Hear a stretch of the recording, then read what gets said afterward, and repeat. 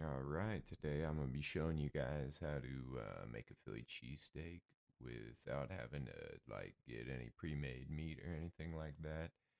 It's a real simple and delicious sandwich to make, especially if you got a flat top and all that.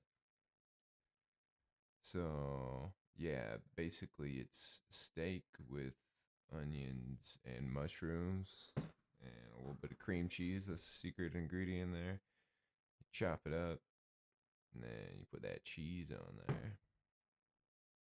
And yeah, it's a pretty good Philly cheesesteak. Put it on the bun. Yeah, there's a finished product. A little bit messy, but you know how it is. And I made five of them. I ate one because it's pretty good.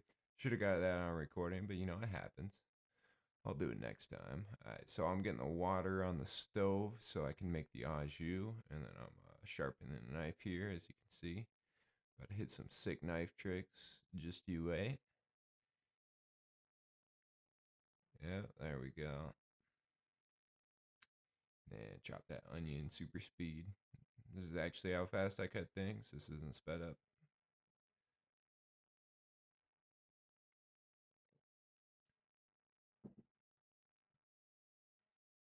All right, get your wok out. You can do this in a normal pan. Um, yeah, just a wok's a little bit easier. I don't know.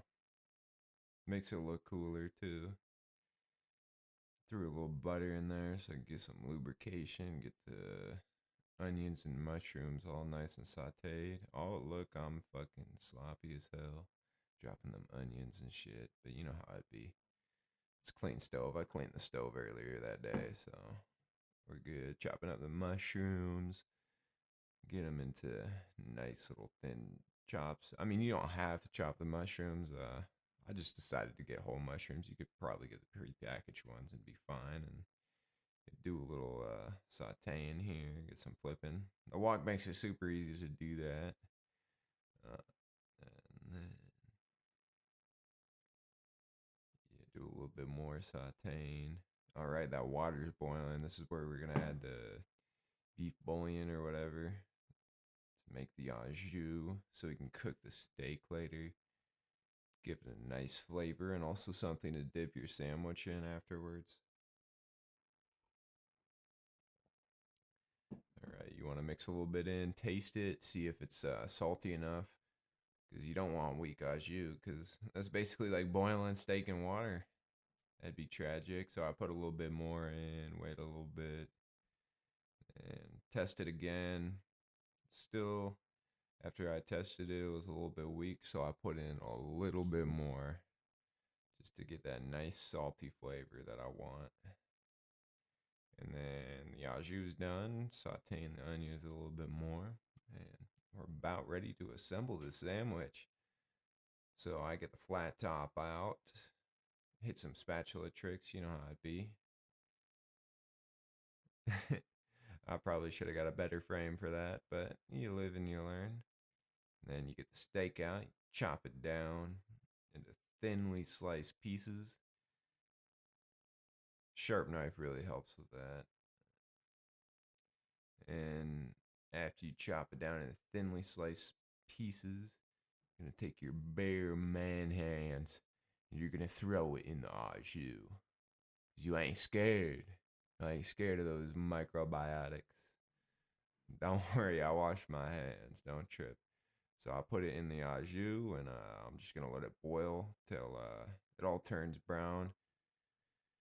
Once it all turns brown, I'll throw it on that flat top, like you saw in the intro. I'm putting a little bit of butter on there so it doesn't get all nasty. Nice lubrication and evenly apply that heat. And yeah, that way the cooked steak or the steak is cooking while the bun is getting toasted. I got a plate to put it on afterwards.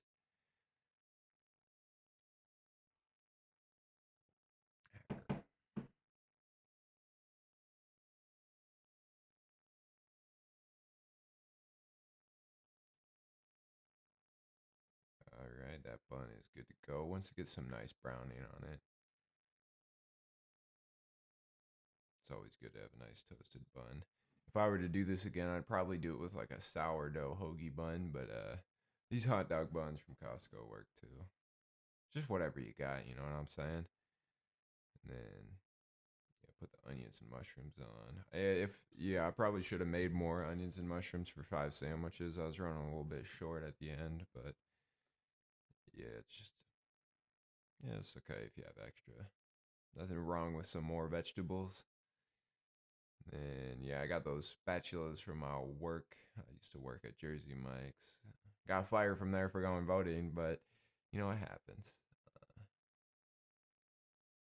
Make it real easy to make sandwiches, and then I threw the provolone cheese on. Then I'm just gonna cut it down the middle.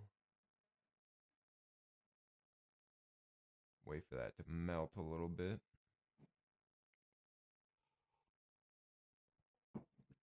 Oh yeah, you always gotta fan it too, make it go faster. That's a pro Philly cheesesteak secret. And then yeah, do the V technique to grab the Philly cheesesteak off the stove, and oh, see if we can get it in frame. Ah, my bad for the camera work, but it's not in focus. But you get the gist of it. Look at that sandwich; it looks pretty good.